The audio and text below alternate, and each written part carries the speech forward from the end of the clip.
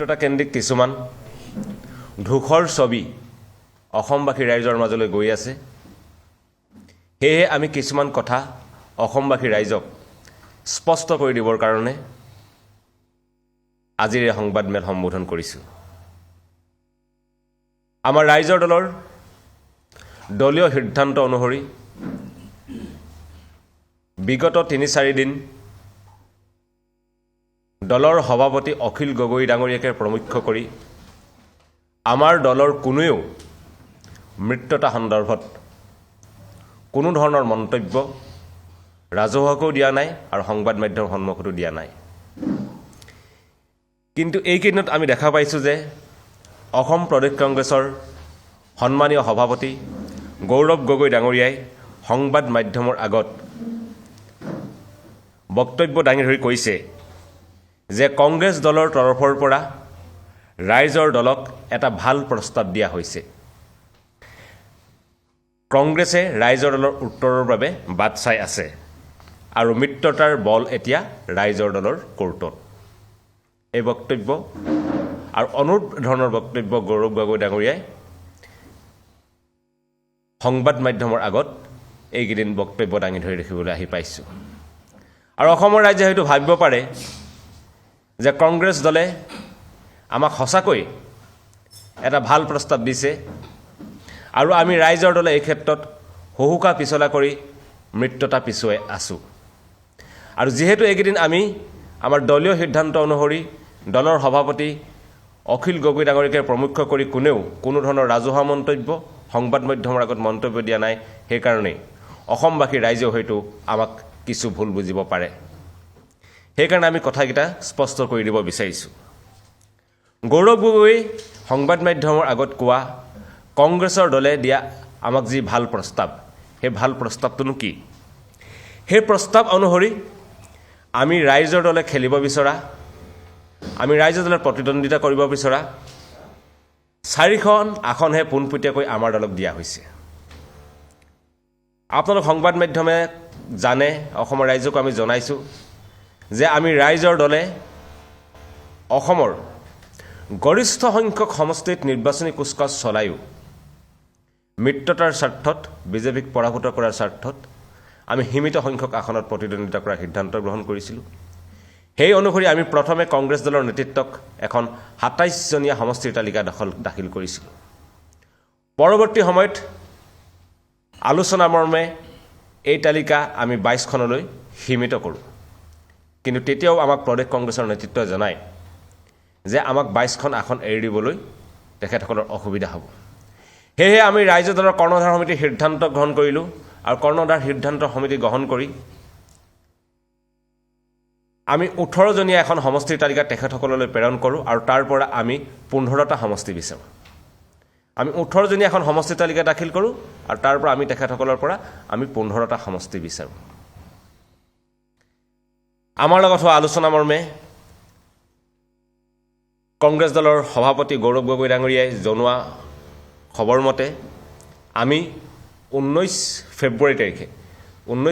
তাৰিখে কংগ্ৰেছ দলৰ 4জন শীৰ্ষ নেতা বিৰোধী দলপতি দেৱব্ৰত শইকীয়া ডাঙৰীয়া, সাংসদ প্ৰদ্যুৎ বৰদলৈ ডাঙৰীয়া, সাংসদ ৰকিবুল হুছেইন ডাঙৰীয়া আৰু প্ৰাক্তন প্ৰদেশ কংগ্ৰেছৰ সভাপতি ৰিপুণ বৰা ডাঙৰীয়াৰ লগত ৰাইজৰ দলৰ নেতৃত্বৰ এক বৈঠক অনুষ্ঠিত হয়। এই বৈঠকত আমি দাখিল কৰা 18জনীয়া যিখন তালিকাৰ পৰা আমি 15টা সমষ্টি বিচাৰিছিলোঁ, এই 18জনীয়া তালিকাৰ পৰা কেৱল 4টা সমষ্টি আমাক পোনপটীয়াকৈ প্ৰতিদ্বন্দ্বিতা কৰাৰ বাবে তেখেতসকলে প্ৰস্তাৱ আগবঢ়ায় আৰু 4টা সমষ্টিত বন্ধুত্বমূলক প্ৰতিদ্বন্দ্বিতা কৰাৰ কাৰণে প্ৰস্তাৱ আগবঢ়ায় আৰু আমি নিবিচৰা আন 5টা সমষ্টি আমাৰ বাবে তেখেতসকলে এৰি দিয়ে। আমি এখন 18জনীয়া তালিকা দিছিলোঁ, তাৰ পৰা আমি 15টা সমষ্টি বিচাৰিছিলোঁ আৰু আমাৰ লগত হোৱা যি বৈঠকত, সেই বৈঠকত কংগ্ৰেছে আমাক 4টা সমষ্টি পোনপটীয়া প্ৰতিদ্বন্দ্বিতা কৰিবৰ কাৰণে, আন 4টা সমষ্টি বন্ধুত্বমূলক প্ৰতিদ্বন্দ্বিতা কৰিবৰ কাৰণে আৰু আন 5টা সমষ্টি এই 18জনীয়া তালিকাত নথকা পৰা আমাক আন 5টা সমষ্টি তেখেতসকলে দি আমাক 13টা সমষ্টিত প্ৰতিদ্বন্দ্বিতা কৰাৰ কথা কয়। আৰু এই বৈঠকত এই কথাও কয় যে যিহেতু আমি 15টা সমষ্টিৰ কথা কৈছোঁ, আৰু দুটা সমষ্টি 13+2 এই দুটা সমষ্টি আমাক পৰৱৰ্তী সময়ত প্ৰদেশ কংগ্ৰেছৰ সভাপতি গৌৰৱ গগৈ ডাঙৰীয়া আলোচনাৰ মাধ্যমেৰে দিব বুলি আমাক জনায় আমি সেই বৈঠকতে আমি আমাৰ অসন্মতি প্ৰকাশ কৰিছিলোঁ আমি কৈছিলোঁ যে যি আমি 18জনীয়া তালিকা দিছিলোঁ এই 18জনীয়া তালিকাৰ প্ৰত্যেকটো সমষ্টিতে আমাৰ নিৰ্বাচনী কুচকাৱাজ ভাল চলি আছে আমাৰ প্ৰাৰ্থী জয়ী হোৱাৰ প্ৰবল সম্ভাৱনা আছে কিন্তু আমি দেখা পাইছিলোঁ যে আমাক 4টা সমষ্টি দিলে পোনপটীয়াকৈ প্ৰতিদ্বন্দ্বিতা কৰিবলৈ আৰু 4টা সমষ্টি বন্ধুত্বমূলক প্ৰতিদ্বন্দ্বিতা কৰিবৰ কাৰণে দিলে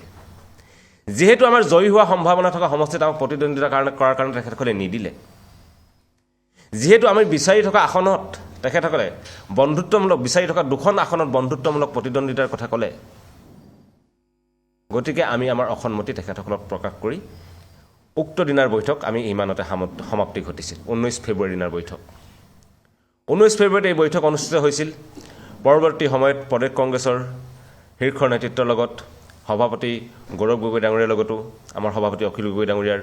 বিভিন্ন টেলিফোনিক কথা বাৰ্তা হৈছিল সমষ্টি কেন্দ্ৰিক ৰাছেল হুছেইন ডাঙৰীয়াৰ লগত হৈছিল তেখেতসকলৰ গোটেইকেইজন প্ৰায় শীৰ্ষ নেতৃত্বৰ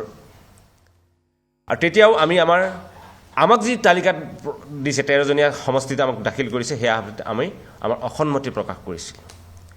এই সময়খিনি কিন্তু এনেকুৱা ধৰণৰ ঘটনা গৈছিল যে তেখেতসকলৰ কোনোবাজন নেতাই হয়তো কয় যে আমি এইটো সমষ্টি দিব পাৰোঁ বা এইটো সমষ্টি আমি এৰি দিলোঁ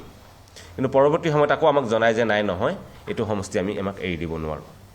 এইটো অৱস্থা চলি আছিল আমাৰ মিত্ৰতা কেন্দ্ৰিক আলোচনাটো আৰু এইটো কথা আমি অসমবাসী ৰাইজক জনাই দিবলগীয়া হৈছে এনেকুৱা সময়তে 24 ফেব্ৰুৱাৰী তাৰিখে যোগেন্দ্ৰ যাদৱ ডাঙৰীয়া অসমলৈ আহি আমাৰ সভাপতি অখিল গগৈ ডাঙৰীয়াক সাক্ষাৎ কৰে এই বৈঠকত অসম নাগৰিক সন্মিলনৰ সন্মানীয় সদস্য বিশিষ্ট অধিবক্তা শান্তনু বৰঠাকুৰ ডাঙৰীয়া উপস্থিত আছিল আৰু দীঘলীয়া বৈঠকত সকলোৱে এটা কথা সিদ্ধান্ত লৈছিলে যে যিকোনো প্ৰকাৰে এবাৰ বিজেপিক পৰাভূত কৰিব লাগিব বিজেপিক পৰাভূত কৰাৰ ৰণকৌশল ৰচনা কৰিব লাগিব আৰু আমাৰ দুইজন শুভচিন্তকে আমাক হেঁচা দিলে আমাক পৰামৰ্শ দিলে যে যিকোনো স্বাৰ্থৰ বিনিময়ত তোমালোকে মিত্ৰতা কৰিব লাগিব তেখেতসকলক পৰামৰ্শ মতে অৱশেষত আমি বিচাৰি থকা আসনৰ পৰা আৰু মাত্ৰ কেৱল এখন আসন দিলে হ'ব বুলি আমি তেখেতসকলক জনাই দিলোঁ প্ৰথমে 27জনীয়া বিচাৰিছিলোঁ 22জনীয়া হ'ল 15টা বিচাৰিলোঁ 15টাৰ পৰা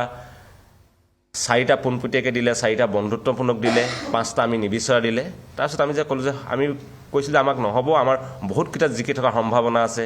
আমাৰ দলৰ কেইবাজনো গুৰুত্বপূৰ্ণ বিষয়ববীয়াই দীৰ্ঘদিন ধৰি নিৰ্বাচনী কুচকাৱাজ চলাই থকা জয়ৰ সম্ভাৱনা থকা সমষ্টিসমূহ আমাক দিয়া হোৱা নাছিল যেনেকৈ ডিমৌ বৰচলা দিছপুৰ নাওবৈচা ধেমাজি দুলীয়াজান এনেকুৱা ধৰণৰ বিলাক সমষ্টি দিয়া হোৱা নাছিল কেইবাটাও সমষ্টিত আমাক বন্ধুত্বমূলক প্ৰতিদ্বন্দ্বিতা কৰাৰ কথা কৈছিল মাৰ্ঘেৰিটাত বন্ধুত্বমূলক প্ৰতিদ্বন্দ্বিতা কৰাৰ কথা কৈছিল ধিঙত প্ৰতিদ্বন্দ্বিতা কৰাৰ কথা কৈছিল তাৰপিছত আমি ধুবুৰীত আমাৰ ধুবুৰীত ইমান আমাৰ সংগঠন হৈছিল তাত আমাৰ এটাও সমষ্টি দিব পৰা বিচৰা নাছিল আমি প্ৰত্যেকটো সমষ্টিৰ কাৰণে কিন্তু লাগি আছিলোঁ আমি দলীয় সতীৰ্থসকলক জনাই দিব বিচাৰিছিলোঁ আপোনালোকৰ প্ৰত্যেকটো সমষ্টিৰ কাৰণে আমি সম্পূৰ্ণ দলীয় দায়বদ্ধতা সহকাৰে আৰু যিটো আমি জিকিম বুলি নিশ্চিত গতিকে আমি যুঁজি আছিলোঁ কিন্তু যোগেন্দ্ৰ যাদৱ ডাঙৰীয়াৰ পৰামৰ্শ অনুসৰি বিজেপি বিৰোধী মিত্ৰজোঁটৰ স্বাৰ্থত আমি আমাৰ প্ৰস্তাৱ কেৱল মাত্ৰ এখন আসনলৈ সীমিত কৰিছিলোঁ আৰু এই প্ৰস্তাৱ যোগেন্দ্ৰ যাদৱ ডাঙৰীয়া অতি পজিটিভলি লৈছিল পজিটিভলি ডাঙৰীয়া তেখেতে এই ক্ষেত্ৰত আলোচনা তেখেতে আমাক সহায় কৰিব আমাক আলোচনা কৰিব বুলি তেখেতসকলে আমাক জনাইছিল নহয় আমাক তেখেতসকলে 13টা সমষ্টি দিছিলে সেই 13টা সমষ্টিৰ ভিতৰত 4টা সমষ্টি পোনপটীয়াকৈ 4টা সমষ্টি বন্ধুত্বমূলক প্ৰতিদ্বন্দ্বিতা 5টা সমষ্টি আমাৰ তালিকাৰ বাহিৰৰ পৰা দিছিল আমি কৈছিলোঁ যে আমাৰ এই 13টা সমষ্টিক আমি বিচাৰি থকা আৰু এটা সমষ্টি আমাক লাগে নহয় 13টাৰ ভিতৰতে আমি বিচাৰি থকা আৰু এটা সমষ্টি আমাক লাগে 13টাৰ ভিতৰতে আৰু এটা বিচাৰিছোঁ এটা কেঞ্চেল হ'ব আমাক এটা আমি বিচাৰি থকা সমষ্টি লাগে আমি কেইবাটাও সমষ্টি বিচাৰিছোঁ তাৰ ভিতৰত আমাক তেখেতসকলে এটা সমষ্টি দিয়ে হয় নহয় অভাৰত 13টাৰ পৰা আমি কেৱল এখন আসন আমাক এৰি দিয়াটো বিচাৰিছিলোঁ কেৱল বিজেপি বিৰোধী মিত্ৰতাৰ স্বাৰ্থত আমাৰ কেইবাজনো দলীয় সতীৰ্থই আমি ত্যাগ কৰিব লাগিব এই সকলোবিলাক কথা জনাই গৈছোঁ 5 বছৰীয়া পৰিশ্ৰম এটা সমষ্টিত কৰি আহিছে আমাৰ দলীয় সতীৰ্থই ত্যাগ কৰিব লাগিব এই সকলোবিলাক কথা জানি বুজি উঠিও প্ৰচণ্ড দলীয় হেঁচা থকাৰ পাছতো কেৱল যাতে ৰাজ্যত সুকুলমে বিৰোধী মিত্ৰতাটো হয় আমি যাতে বিজেপিক পৰাভূত কৰিব পাৰোঁ তাৰ বাবে আপোনালোকে মানি ল'ব চাব যে আমি এখন আসনলৈ আমাৰ দাবী সীমিত কৰিছিলোঁ কিন্তু দুৰ্ভাগ্যজনক কথা তাৰ পিছতো আজিৰ তাৰিখত কংগ্ৰেছ দলৰ লগত আমাৰ কোনো ধৰণৰ প্ৰত্যক্ষ আলোচনা চলি থকা নাই যোগেন্দ্ৰ যাদৱ ডাঙৰীয়ে কৈছে আলোচনা চলিছে যোগাত্মক আলোচনা চলি থকা বুলি কৈছে কিন্তু আজিৰ তাৰিখলৈকে আমি এই মুহূৰ্তলৈকে আমি কোনো যোগাত্মক খবৰ পোৱা নাই এতিয়া আমি অসমবাসীক সুধিব বিচাৰিছোঁ আমি সংবাদমেল সম্বোধন কৰাৰ আগতো কৈছিলোঁ যে আমি ৰাইজৰ দল সঁচাকৈ আন্তৰিকতাৰে মিত্ৰতাৰ পক্ষত আছোঁ আৰু থাকিম আপোনালোকে শুনিলে কেনেকৈ আমি কেৱল মাত্ৰ এখন আসনলৈ আমাৰ দাবী সীমিত কৰি আনিলোঁ তাৰপাছত 26 তাৰিখৰ পাছৰ পৰা আজি 4-5 দিন উকলি গুচি গ'ল এতিয়ালৈকে নিশ্চিত কোনো যোগাত্মক খবৰ আমি পোৱা নাই এতিয়া আমি অসমবাসী ৰাইজেই কওক যে বিৰোধী মিত্ৰতাৰ বল এতিয়া কাৰ কোৰ্টত সেয়া ৰাইজৰ দলৰ কোৰ্টত নে কংগ্ৰেছৰ কোৰ্টত এইখিনি কথা অসমবাসীক জনাই থোৱাটো আমাৰ দায়িত্ব আৰু আমি বিনম্ৰতাৰে আমাৰ দলীয় যিসকল কৰ্মী আছে নেতৃত্ব আছে যিসকলে হয়তো ছেক্ৰিফাইচ কৰিব লাগিব এখন বৃহত্তৰ যুঁজৰ কাৰণে আমি তেখেতসকলক বিজেপিক পৰাভূত কৰাৰ ক্ষেত্ৰত তেখেতসকলক ত্যাগ কৰিবৰ কাৰণে আমি আহ্বান জনাইছোঁ তেখেতসকলৰ ওচৰত আমি ক্ষমা বিচাৰিছোঁ কেন্দ্ৰীয় নেতৃত্বৰ হৈ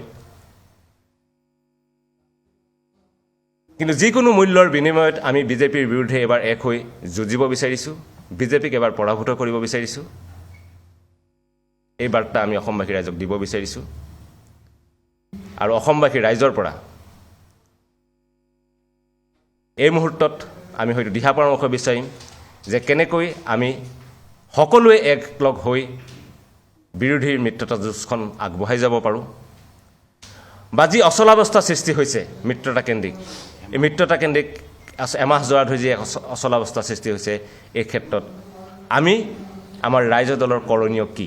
এই ক্ষেত্ৰত আমি আপোনালোকৰ দিহা পৰামৰ্শ আশা কৰিছোঁ ধন্যবাদ আমাৰ বক্তব্য এয়াই আছিল আমি পুনৰবাৰ অসমবাসী ৰাইজক জনাইছোঁ যে আমি মিত্ৰতাৰ পক্ষত আছোঁ আৰু থাকিম আৰু আপোনালোকে স্পষ্টকৈ জনাই দিলোঁ কিমান ধৰণৰ ছেক্ৰিফাইচ আমি কৰিছোঁ ধন্যবাদ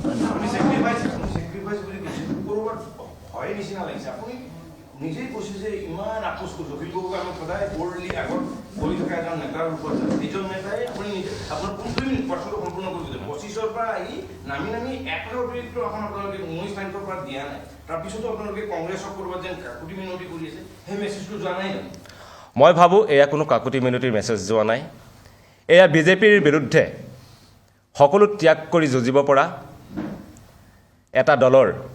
এটা দলীয় আহ্বান অসমৰ পৰিৱৰ্তনকামী জনতাই এই মুহূৰ্তত যি বিচাৰি আছে যে সকলোৱে খোৱা কামৰা পৰিহাৰ কৰক অসমৰ পৰিৱৰ্তনকামী জনতাই এই মুহূৰ্তত বিচাৰিছে কোন দলে কিমান আসন জিকিছে পৰিৱৰ্তনকামী জনতাৰ কাৰণে সেয়া ডাঙৰ কথা নহয় এই মুহূৰ্তত পৰিৱৰ্তনকামী জনতাৰ কাৰণে ডাঙৰ কথাটো হৈছে কেনেকৈ বিৰোধী ঐক্যবদ্ধ হৈ বিজেপিৰ বিৰুদ্ধে যুঁজিব আৰু আমি পৰিৱৰ্তনকামী জনতাৰ লগত আছোঁ হয় আমাৰ যিকেইটা সমষ্টিত আমাৰ খেলিবলগা আমাৰ নিশ্চিত হৈছে বা কিছুমান কথা বতৰা চলি আছে সেইকেইটাত আমাৰ নিৰ্বাচনী কুচকাৱাজ চলি আছে আৰু আমি কৈছোঁ যে ৰাইজৰ দল সদায় জনতাৰ লগত আছে পৰিৱৰ্তনকামী জনতাৰ লগত আছে তাৰ কাৰণে কোনোবাই যদি আমাক কয় যে আপোনালোকে কাকুতি মিনতি কৰিছে নেকি নহয় আমি কোনো ধৰণৰ কাকুতি মিনতি কৰা নাই এয়া অসমৰ পৰিৱৰ্তন কৰণতাৰ যি দাবী সেই দাবীক আমি কেৱল মাত্ৰ প্ৰতিফলিতহে কৰিছোঁ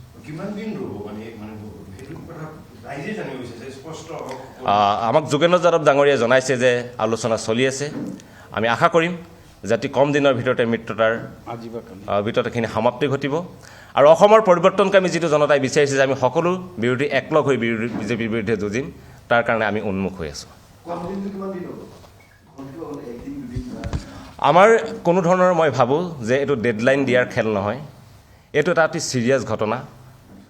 আপোনালোকে যদি গাঁৱলৈ যায় মানুহৰ মাজত যায় গম পাব কি ধৰণে পৰিৱৰ্তনকামী জনতাই বিচাৰিছে যে আমি সকলো একলগ হৈ থাকোঁ মানে ৰাইজৰ দলে ইয়াৰ বাবে বহুতো ডেডলাইন দিছিলে ডেডলাইন সময় ডেডলাইন দি আছে সেই ডেডলাইনসমূহ ক'ৰবাত আপোনালোকৰ মিত্ৰতা ইম্পেক্ট হৈছে নেকি আৰু আজি ডেডলাইন দিয়া তাৰ কাৰণ কি হ'ব হয় এটা কথা হয় যে আমি মিত্ৰতাকেন্দ্ৰিক আলোচনাবিলাক খৰখেদাকৈ সমাপ্ত কৰাটো বিচাৰিছিলোঁ যাতে আমি সকলোৱে যিমান পাৰি সিমান আগতীয়াকৈ বিজেপিৰ বিৰুদ্ধে যুঁজত জঁপিয়াই পৰিব পাৰোঁ কিন্তু কিবা কাৰণত হৈ উঠা নাই সেয়া দুৰ্ভাগ্যজনক কিন্তু আমি এতিয়াও আশাবাদী যে আমি সকলো একলগ হৈ বিজেপিৰ বিৰুদ্ধে যুঁজিম কংগ্ৰেছ কিন্তু কনফিডেন্ট হৈ আছে আপোনালোক নোহোৱাকৈও জিকিম সেইকাৰণে ক্লিয়াৰ মেছেজ দি আছে গৌৰৱ গগৈ আপোনালোকে বস্তুটো মই নাজানো কংগ্ৰেছ দলৰ তেনেকুৱা মেছেজ যদি দিছে কিন্তু মই এটা কথাই জানো যে আমি ছেক্ৰিফাইচ কৰিছোঁ যি কৰিছোঁ এই সকলো অসমৰ পৰিৱৰ্তনকামী জনতাৰ আশা দাবীক প্ৰতিফলিত কৰিবলৈহে কৰিছোঁ মই এটা কথা সুধিছোঁ মানে এতিয়া আপোনালোকে বলটো কংগ্ৰেছলৈ ঠেলিছে কংগ্ৰেছে কয় বিৰোধী মিত্ৰতাৰ পক্ষত আছোঁ মানে এতিয়াও অনিশ্চয়তাটো নাই মানে এনেকুৱা এটা প্ৰতিযোগিতা চলিছে নেকি যে মিত্ৰতা ভংগটো হয় কংগ্ৰেছে কৈ দিয়ক তেতিয়া আপোনালোকে তেওঁলোকক গালি পাৰিব পাৰিব নে কংগ্ৰেছে ভাবিছে নেকি যে ৰাইজৰ দলে আগতীয়াকৈ কৈ দিয়ক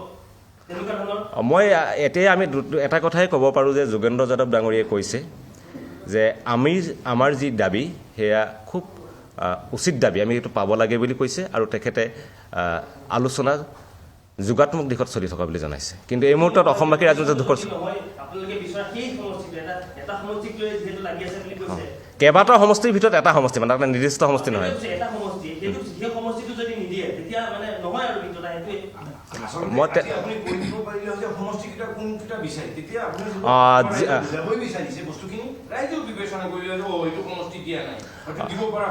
নাই অসমবাসী হয় হয় অসমবাসী ৰাইজে জানে যে আমি যি সমষ্টিটো আমি বিচাৰি আছোঁ সেই সমষ্টিবাসী ৰাইজে জানে আৰু অসমবাসী ৰাইজে এইটোও জানে যে এইবিলাক কথা এতিয়া যদি আমি কৈ দিওঁ তাত যে মিত্ৰতা কিন্তু কিছু অচলাৱস্থাৰ সৃষ্টি হ'ব পাৰে মই ভাবোঁ অসমবাসী ৰাইজে সেইটো কথাও জানে গতিকে আমি অসমবাসী ৰাইজক কেৱল আমি কি বিচাৰিছোঁ এই মুহূৰ্তত কি চলি আছে সেই কথাকেইটাহে আমি জনাব বিচাৰিছোঁ আৰু এইটো কথা আমি অসমবাসী ৰাইজক জনাব বিচাৰিছোঁ যে আমি ৰাইজৰ দল সদায় মিত্ৰতাৰ পক্ষত আছিলোঁ আছোঁ আৰু থাকিম আমি এতিয়ালৈকে সেইটো কথা আমি ৰাজহুৱা কৰা আমাৰ কোনো দলীয় সিদ্ধান্ত হোৱা নাই সদায় আছোঁ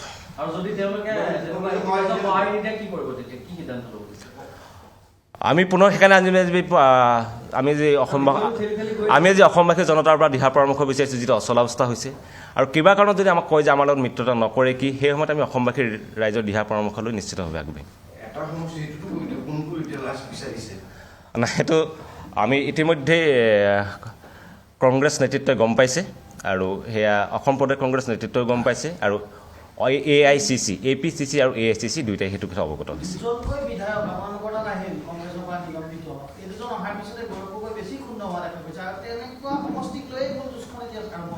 নাই তেখেতসকল একো হোৱা নাই একচুৱেলি আমাৰ কথাটো মই আপোনাক জনাই দিছোঁ যে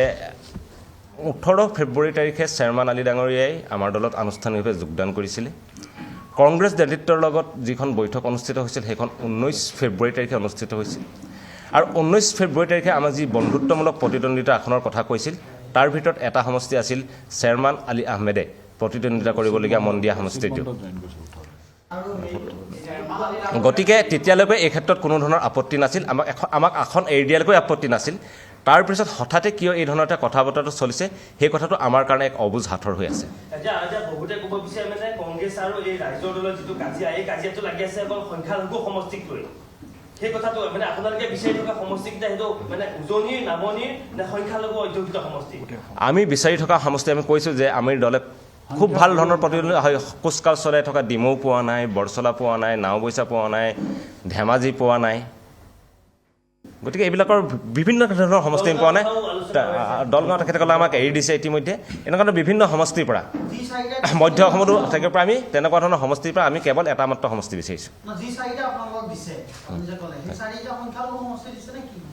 নহয় কথাটো হলে যে আপোনালোকে মিত্ৰতাৰ পক্ষত আছে এতিয়াও আছে কিমান দিন থাকিব সেই কথা কিমান দিন কিমান ঘণ্টা কিমান সময় থাকিব আপোনালোকে গম পাব আমি কোন দিনাৰ পৰা নাথাকিম এইটো আপোনালোকে নিজে আমি আছোঁ অসমৰ পৰিৱৰ্তনকামী জনতাৰ লগত আমি আছোঁ আৰু আমি জনতাৰ দিহা পৰামৰ্শ লৈ সদায় আৰু নিশ্চিতভাৱে তেখেতসকলে আমাৰ লগত জনতাৰ প্ৰত্যক্ষ যোগাযোগ আছে আমি তেখেতসকলৰ পৰা খা খবৰ ল'ম তেখেতসকলৰ দিহা পৰামৰ্শ ল'ম এতিয়া হয়তো আমাৰ বিভিন্নজনৰ নেতাৰ তাত হয়তো ফোন আহিব, হোৱাটছআপ আহিব, বিভিন্ন কথা বতৰাবিলাকে জনাব, আমি গম পাম। তেনেকৈ ধৰণে আমাৰ কৰ্মী ফিল্ডত আছে। শ্বেৰমান আলী ডাঙৰীয়া এটা বক্তব্য বহুতো বিতৰ্ক হৈছিল। তেখেতে কংগ্ৰেছৰ সভাপতি গৌৰৱ গগৈৰ আহি কৰি কথা এইবোৰ পিছত এই মিত্ৰতাৰ যদি আপোনালোকে নক'লেও সেই বাক্যৰ পাছত কিন্তু মিত্ৰতা আৰু বেয়াৰ ফালে ভালকৈ তেখেতৰ যিটো বক্তব্য সেই বক্তব্য আপোনালোকে সমৰ্থন কৰেনে? মিডিয়াৰ আগত যিটো বক্তব্য দিছে কোনো পক্ষৰে বক্তব্য আমি সমৰ্থন নকৰোঁ। সেয়া ৰাইজৰ দলেই হওক বা সেই কংগ্ৰেছ দলেই হওক, মিত্ৰতাত হানি কৰিব পৰা কোনো বক্তব্যৰ পক্ষত আমি নাই। কোনো দলৰে কোনো নেতাৰেই আমি ৰাইজৰ দলৰ মিত্ৰতা আমাৰ দলৰ পৰা ইতিমধ্যে এখন জাননী সকলোলৈকে প্ৰেৰণ কৰা গৈছে। প্ৰত্যেকজন কেন্দ্ৰীয় সমিতিৰ বিষয়ববীয়া, জিলা সমিতিৰ বিষয়ববীয়া, সমষ্টি সমিতিৰ বিষয়ববীয়ালৈ প্ৰেৰণ কৰা হৈছে। মিত্ৰতা কেন্দ্ৰিক যিকোনো কথা বতৰা আমিতো এটা সিদ্ধান্তটো আপোনাক জনাইছিলোঁ যে যোৱা 3 দিন ধৰি কোনো ক'ব নোৱাৰিব ধৰণৰ এটা সিদ্ধান্ত হৈছিল। আৰু মিত্ৰতা কেন্দ্ৰিক সিদ্ধান্ত সভাপতি ডাঙৰীয়াৰ লগত আলোচনাৰ বাবে কাকো দিয়াৰ পৰা আমি বাৰণ কৰি থোৱা আছে। ধন্যবাদ।